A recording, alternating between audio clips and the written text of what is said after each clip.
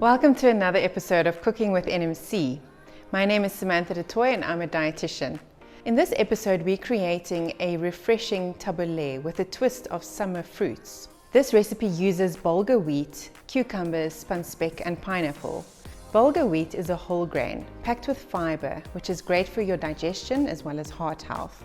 Cucumbers are hydrating and low in calories, and they contribute to skin health as well as your hydration.